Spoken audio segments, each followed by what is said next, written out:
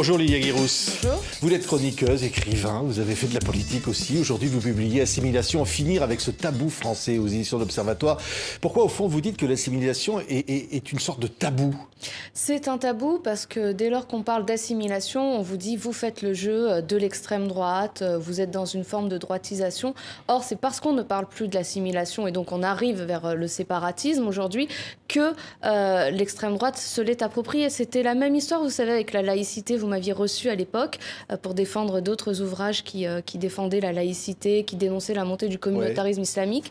Et à l'époque, on nous disait c'est l'extrême droite, la laïcité. Et aujourd'hui, moi, j'ai envie de reprendre ce tabou, ce terme assimilation, parce que je considère que c'est la solution face au séparatisme islamique qu'il y a dans notre pays. Pourquoi ? Parce qu'au fond, vous dites on n'a pas le droit de dire qu'on aime être français. Vous vous dites d'ailleurs, je suis fière d'être française. Vous dites aujourd'hui, ça n'est plus possible de le dire. Oui, dès lors que vous dites je suis fière d'être française, on va vous dire oui, mais tu oublies tes origines, ou alors ce serait considéré comme réactionnaire, ou je ne sais quoi. Or, nous avons le devoir de dire que nous sommes fiers d'être français, que nous sommes fiers de la France, surtout dans cette époque où vous avez l'indigénisme, le racialisme, tous ces gens qui sont des obsédés de la race. Tous ces mots nouveaux en isme que vous dénoncez. Ça veut dire quoi ? Par exemple, indigénisme, c'est quoi que vous dénoncez là ? Écoutez, ce sont des gens en fait, qui sont imprégnés par ces mouvements qui viennent des États-Unis, et tout n'est pas bon dans ce qui vient des États-Unis, et qui sont des obsédés de la race en réalité, qui dénoncent et qui voient le racisme partout, qui se victimisent sans cesse, mais qui ne voient les personnes qu'à travers le prisme de leur race, de leur origine ethnique, religieuse ou de leur sexualité.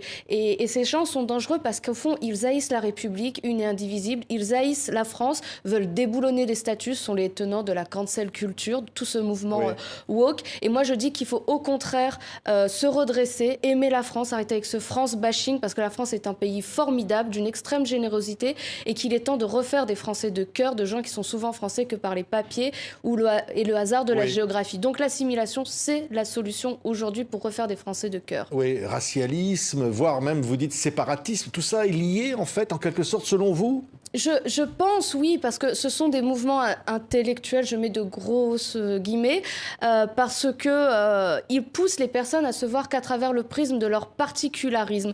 Et donc, quand on se voit à travers le prisme de ces particularités, de ces différences, on ne se réunit plus. Et donc, on va contre la République une et indivisible. On ne fait plus nation. On refuse de faire nation. On se sépare. On est dans la partition. Et aujourd'hui, la France est dans cette situation-là où des gens veulent vivre contre la France, veulent vivre les uns contre les autres. Et donc nous avons le devoir, notamment auprès des jeunes générations, de vraiment relancer l'assimilation, de vraiment refaire la promotion des valeurs de la République, de ce qui est notre force, pour pouvoir préserver dans les années à venir notre unité et notre identité. Et identité n'est pas un gros mot. Oui, et islamisme. Alors vous aviez justement écrit « Ça n'a rien à voir avec l'islam », là, ce livre qui a eu beaucoup de succès d'ailleurs. Hein. L'islamisme, c'est pour vous finalement l'aboutissement de ce processus qui menace, dites-vous, la République. Alors l'islamisme, c'est la vision violente et politique de l'islam. C'est ce que je dénonce dans « Ça n'a rien à voir avec l'islam ». Face à l'islamisme, réveillons-nous. Partout où l'islamisme est arrivé, partout, les droits ont reculé, notamment les droits des femmes, et partout, il y a une forme d'appauvrissement intellectuel, et il y a eu, je dirais, de la haine, du désenchantement, de la misère intellectuelle, de la tristesse et du sang qui a coulé. Donc l'islamisme doit être combattu tous les jours. Et aujourd'hui, il y a une montée en puissance de l'islamisme, malheureusement, en France. Et moi, j'aimerais qu'on se dresse tous contre l'islamisme, qu'on se dresse tous contre l'islamisme qui ramène vraiment une partie de la population à vivre séparée pour qu'on puisse refaire nation et qu'on évite cette séparation, parce que les islamistes ont un projet politique. Ils veulent séparer une partie de la population française, notamment celle qui est de confession musulmane, de l'autre, de l'ensemble de la communauté nationale, pour mieux la manipuler. Et moi, je me dresse contre cela. Oui, il y a eu des dénonciations de profs accusés d'islamophobie à Sciences Po Grenoble. C'est scandaleux. C'est mettre une cible dans le dos de ces professeurs. L'islamophobie, ça n'existe pas pour vous? Non, d'ailleurs, c'est ce que je dis dans mon livre. L'islamophobie, quand même, ce terme a été inventé par les Iraniens pour éviter que l'on critique toutes les dérives de l'islam. Or, quand la burqa arrive, on ne peut que la critiquer. Quand des femmes sont emprisonnées, n'ont pas le droit de s'exprimer, n'ont pas le droit de sortir dans la rue, doivent être effacées de l'espace public. On a le devoir de critiquer cette vision-là de l'islam.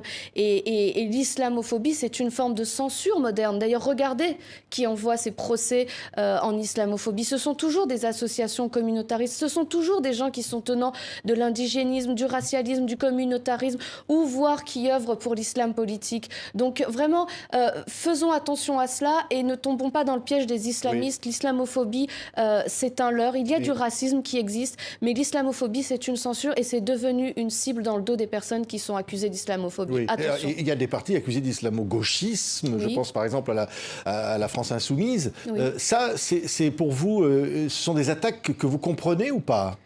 Écoutez, l'islamo-gauchisme est une réalité. Il faut juste être aveugle pour ne pas le voir, notamment dans certains partis politiques qui sont gangrénés par les islamistes en col blanc, dans les universités.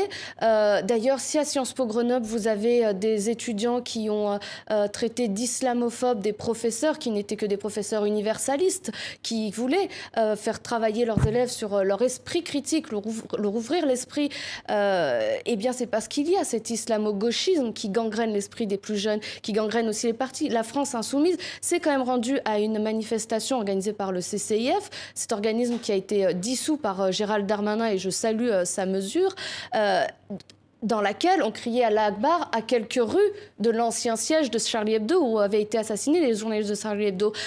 Ils étaient dans cette manifestation où des enfants portaient des étoiles jaunes écrits musulmans, comme si on pouvait comparer le sort des musulmans en France aujourd'hui au sort des juifs dans les années 40 en France et en Allemagne. C'est absolument scandaleux. Donc la France insoumise est gangrénée par les islamistes en col blanc, et il y a effectivement une vision islamo-gauchiste, et en cela ils se disqualifient pour pouvoir défendre la République ou parler...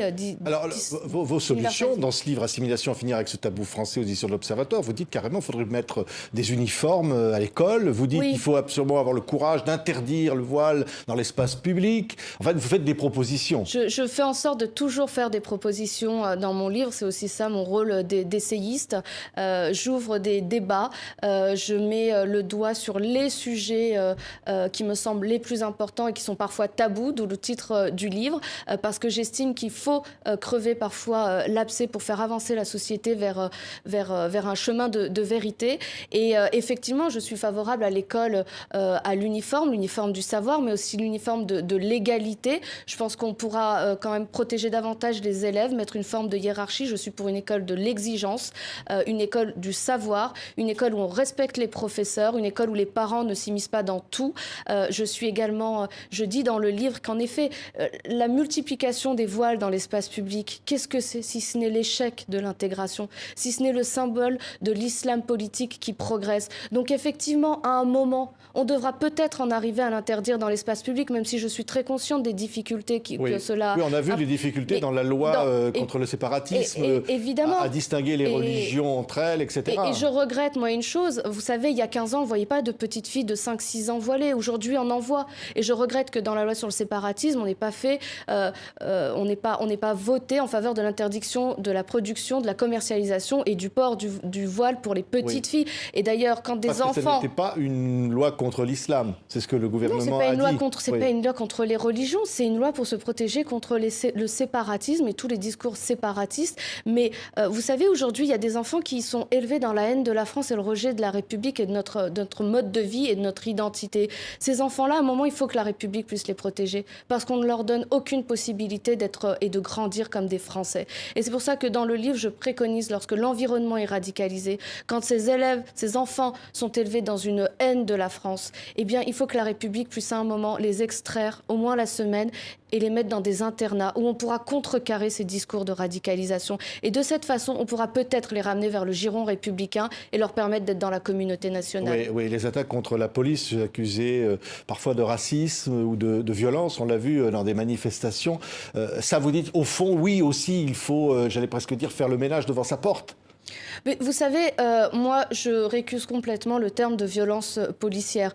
Je pense que la police et les policiers font un travail extrêmement difficile, surtout dans certains quartiers, et qu'il faut vraiment faire preuve d'un sacré sang-froid quand vous êtes insulté pendant des heures, que votre mère est insultée, par exemple dans des manifestations. Donc il y a cette violence aussi à l'égard des policiers qui est quand même terrible. Et quand ils vont dans certains quartiers qui sont à 2 ou 3 et qui se retrouvent face à une trentaine de jeunes très armés, là aussi, je salue leur courage, je salue leur bravoure et je salue leur sens du service, ils sont au service des Français, de notre sécurité. Effectivement, il peut y avoir des brebis galeuses, il peut y avoir un policier raciste, mais rappelons juste une chose, la police, c'est vraiment...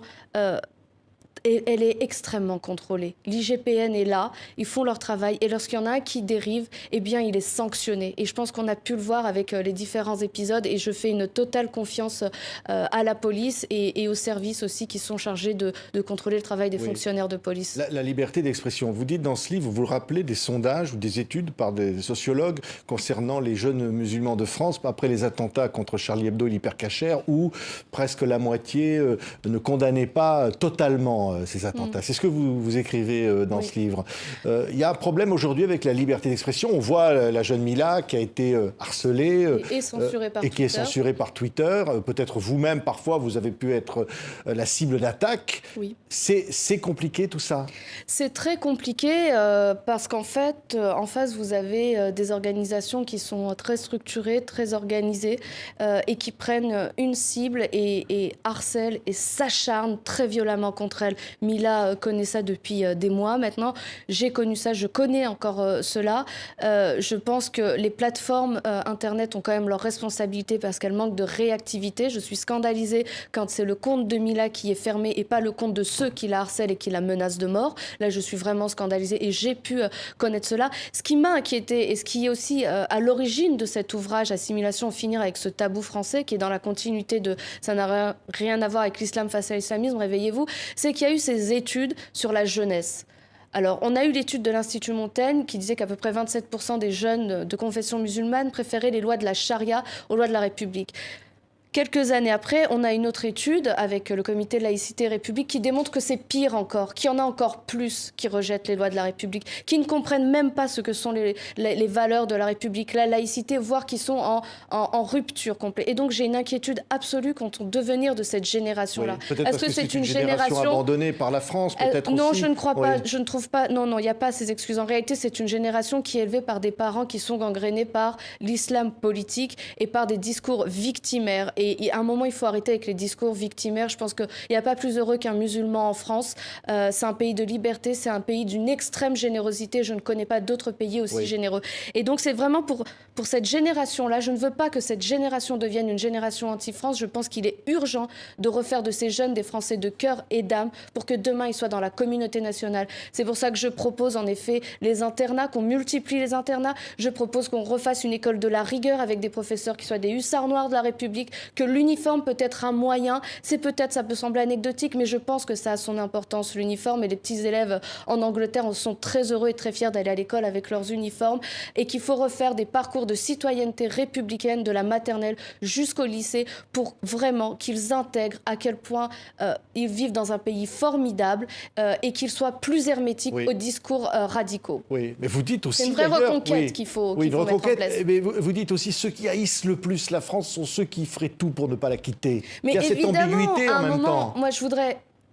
Non, il y a une hypocrisie et puis surtout, ils savent où est la générosité, ils savent où est le confort. Moi, je voudrais les appeler à plus de cohérence. Si vous n'aimez pas la France, si ce pays vous traite si mal, si vous êtes victime de tout en France, partez, soyez cohérents. Ils sont français. Mais seulement, ils ne partiront pas, monsieur Simonin. Pourquoi ? Parce qu'en France, on a la liberté de s'exprimer. En France, on a la liberté de pouvoir critiquer ce pays. En France, il y a aussi une générosité qu'ils ne retrouvent pas dans les autres pays. Et en réalité, ils ne tiendraient pas 2 minutes dans leur pays d'origine s'ils sont originaires de ces pays-là. Oui, mais leur pays d'origine, souvent, c'est la France, maintenant. Oui, c'est la France.